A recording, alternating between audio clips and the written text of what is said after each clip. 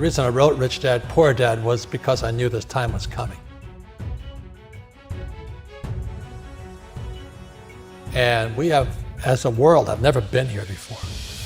And so is it a spooky time? Damn yeah, it is probably the most dangerous time ever. There's nothing to compare it to because there's never been a world economy before. For example, 100 years ago, if there was a stock market crash in England, it didn't affect anybody. But now the US market goes down, the world goes down. So plus with social media and all this we're doing now, and so we've never been here before. And I'm excited about it because I make more money in crashes than I do when they go up.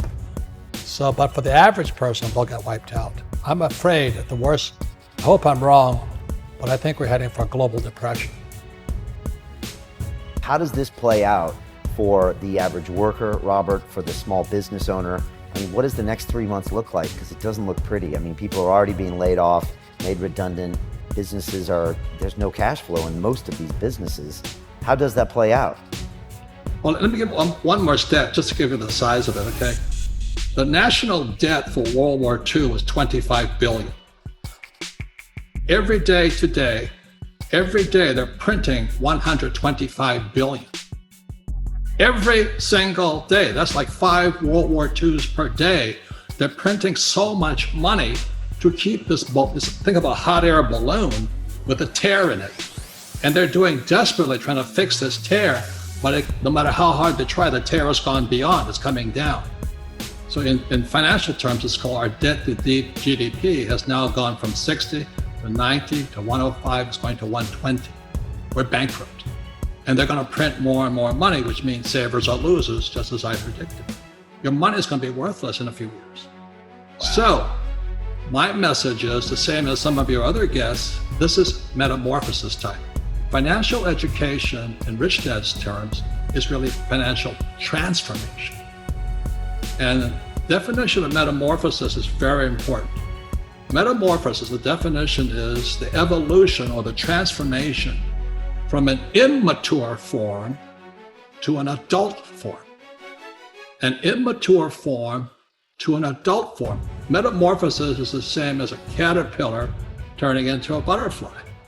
And Fuller always said there's nothing to predict a butterfly inside a caterpillar. So everybody listening right now, if you're struggling financially, just think of yourself as a little caterpillar. And this crisis is your cocoon. The question is, what do you emerge as? Do you emerge as a victim? The world did that to me, and the capitalists are crook, and the rich are bastards, and all this stuff? Or do you say, oh, this is the best thing that ever happened to me? The same as my health. I am ground zero for the coronavirus.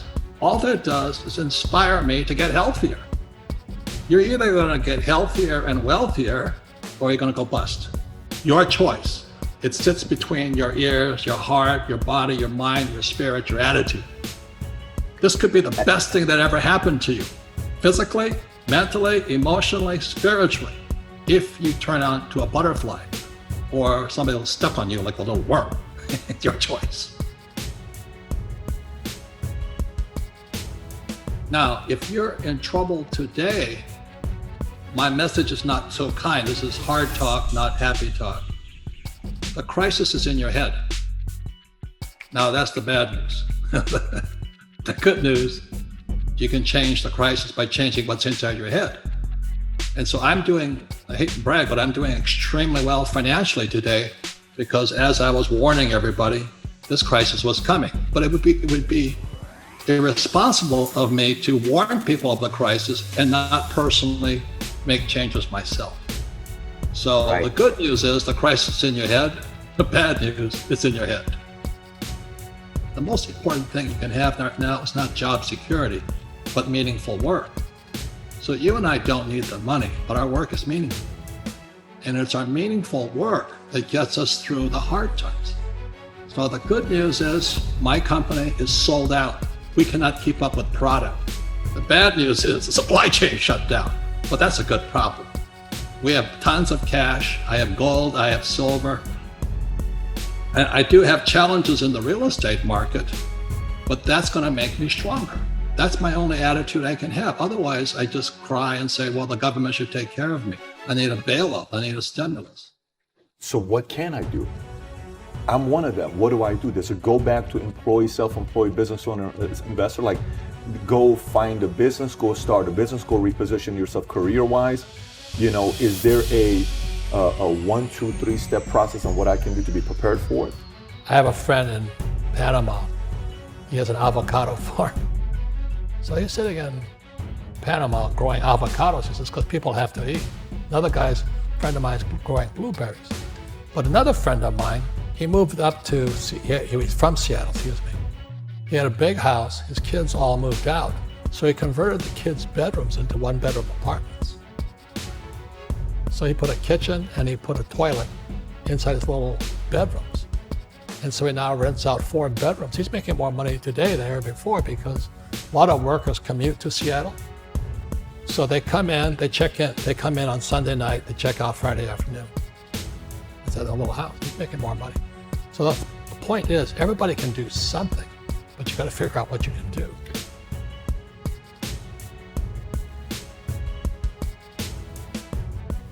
Well, the reason the rich don't work for money is number one expense is tax.